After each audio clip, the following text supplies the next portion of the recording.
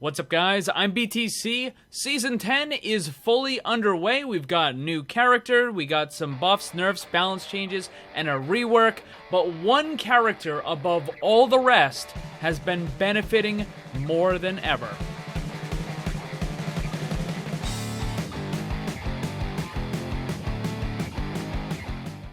What character has benefited the most with all the changes to Season 10?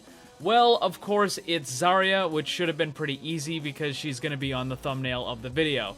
Kind of gives it away a little bit. But the fact of the matter is that Zarya has greatly, immensely benefited from all of these changes. So, of course, Brigitte has been added to the game, and that has kind of restructured the meta in a very drastic way. We went from the dive comp type stuff with the D.Va, the Tracer, the Genji, the Winston, and now it's much more of kind of an anchor type build or a bunker build with Orisa and Reinhardt and sometimes Junkrat and characters like that.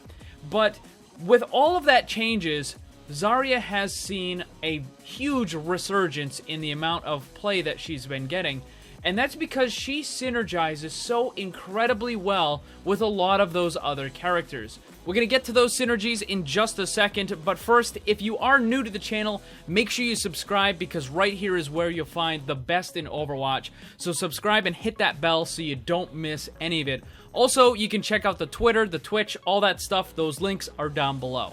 Now let's start talking about these synergies, because there's a lot of them. The first is going to be Brigitte. She's had the biggest impact on the game in quite a while, and the way that she works with Zarya is very similar to the way that Reinhardt will work with Zarya. They both have these big barriers. Obviously, Brigitte's is a lot smaller in the health and the overall size, but it still kind of functions the same where the Brigitte can move forward, she can have her shield up, they can start to attack, she can drop the shield, the Zarya will bubble her, and then the Zarya builds up a lot of charge. And then the Brigitte simply backs up and puts the shield back up when the Zarya bubble is gone. So that's a great way to build some of that charge. But because Brigitte is in the game, that also means we're seeing a lot more Reinhardt. So now Zarya has the option of putting that bubble on either Brigitte or Reinhardt, and it just gives her that much more options in order to really build up her damage charge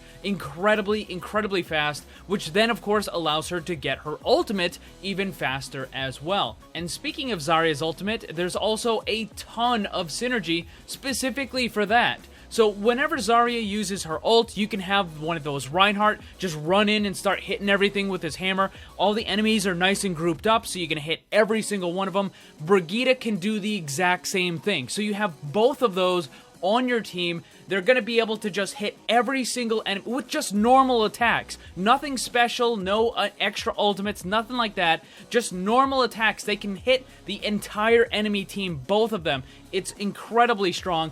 But if you want to talk about comboing ultimates, let's talk about Hanzo, because with his rework, he has now become significantly more powerful than he ever was before. But more than that, he now has much higher consistent damage, and that means he's getting his ultimate quite a bit. So maybe not every single fight, maybe like every fight and a half or so like that, but either case, Hanzo is getting his ultimate way more often. And of course, that is easily one of the best combos that Zarya can have with her ultimate. You just grab everyone in the grav, and then just Hanzo throws those dragons in, and it's a team wipe almost every time. It's incredibly powerful. But all this awesome stuff for Zarya doesn't end there, because now we get to talk about the enemy team. So what are they going to be doing? Well, when you're running a lot of barriers, you have the Reinhardt, you have the Brigitte, you might throw in some Orisa here or there. What is the enemy team most likely going to be running? Probably a Junkrat. It's a pretty popular character, right? Really good at breaking barriers, but you know what it's really good at as well? Helping Zarya charge up. That is one of the biggest things that a Zarya player loves to see is an enemy Junkrat. Oh, hey, you got the Junkrat? You want to spam all of that attack in here? Sure, I'll just take all this extra charge for my attack. Ooh, yum, yum, yum, yum. Just gobble it all up. The Zarya's gonna love that stuff. So not only is Zarya able to synergize with all of her teammates, the Brigitte, the Reinhardt, the Hanzo, but now you also have the enemy who is also benefiting the Zarya as well. There is just like a crazy amount of stuff that Zarya can get and benefit from in this current Season 10 meta. And if you've been playing Zarya in the past and maybe you just kind of put her up on a shelf or something because of all the dive comp stuff, you might want to consider taking Zarya back off that shelf, dust her off a little bit, and start playing her, because Zarya is going to be incredibly powerful. Maybe not with any change that has been to her, but the environment surrounding her is now just incredibly beneficial to a Zarya player. There's really very little reason to not be playing the character.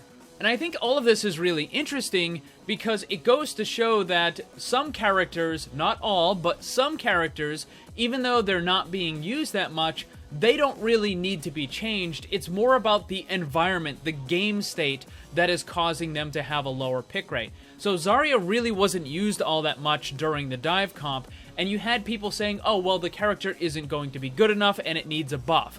But now that we have Brigitte and now the Hanzo change and now that the meta has shifted, we're seeing this huge comeback from Zarya, and it just goes to show the character Zarya didn't get any changes. No damage, no ult, no none of that stuff. The character has remained the same, and now it is right back into the forefront of what the game, the meta, is going to be.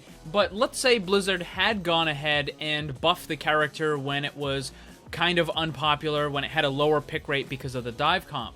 Now we would be looking at a Zarya that, had she gotten buffs, she would just be ridiculously powerful, and they would probably end up having to roll back some of those changes that they had made. Keep in mind, though, this is kind of the exception and not the rule, because usually when characters are just not being used, it is because they're in need of some sort of balance change or a buff or something like that. So what do you guys think about Zarya in Season 10? Good, bad, indifferent? Let me know down below. Thanks for watching. Make sure to check out my Discord server. Follow me on Twitch and Twitter. The links for that stuff are down below.